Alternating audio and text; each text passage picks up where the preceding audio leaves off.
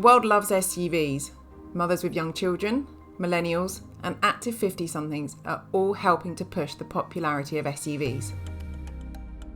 According to market researcher Joto Dynamic, SUVs and crossovers grew to 1/3 of total European sales, rising to 34.3% share last year.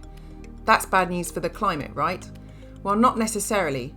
With new models such as the Audi e-tron and Jaguar I-Pace already on our roads, and the Hyundai Kona and Mercedes EQC due later this year, with the Volvo XC40 also reputed to join the ranks, it's only logical for other car manufacturers to follow suit with battery-powered models in this red-hot market.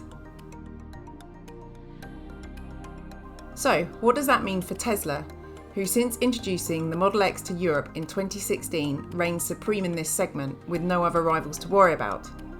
In terms of worldwide all-electric car sales in 2018, the Model 3 was the market leader with 145,846 sales, and while its SUV variant sold around 2/3 less, it's still ranked in 5th place. Not bad for a car that starts at £73,900.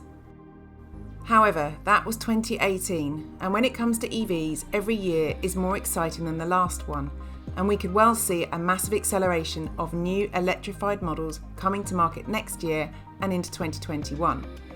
So who knows how Tesla will fare? For now, let's look at why you should buy a Model X, but also some of the reasons why you shouldn't.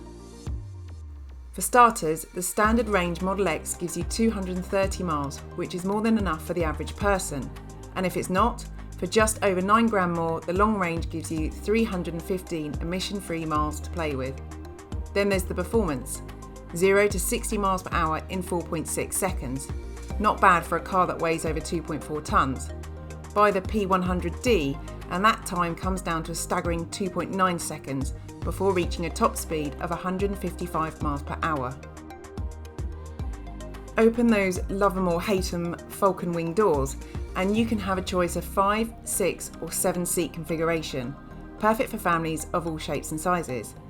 Interestingly, if you thought those double hinge doors were just for show and completely unnecessary, they actually require less space than the sliding door of a minivan, which is hugely practical with kids when parked up in a multi-storey.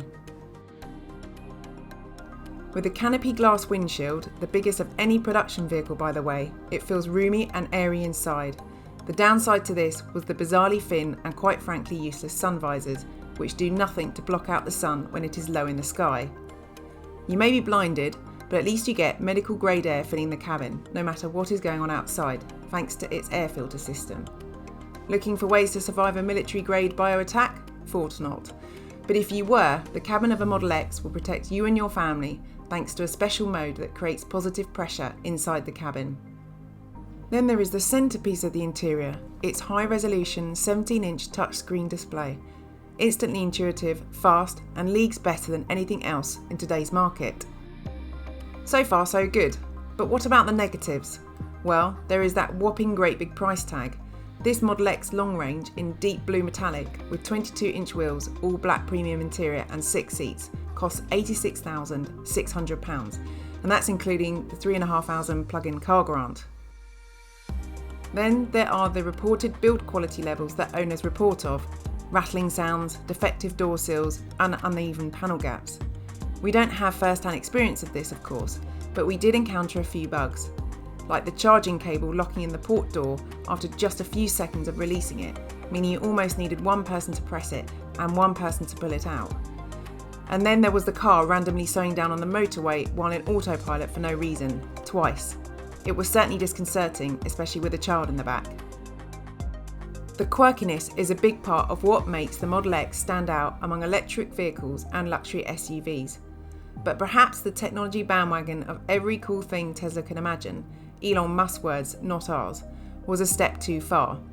And to his credit, he seems to have learned from the mistakes made after he wrote in a tweet 2 years ago, "We're making the simplest Model 3 first, like we did with the S.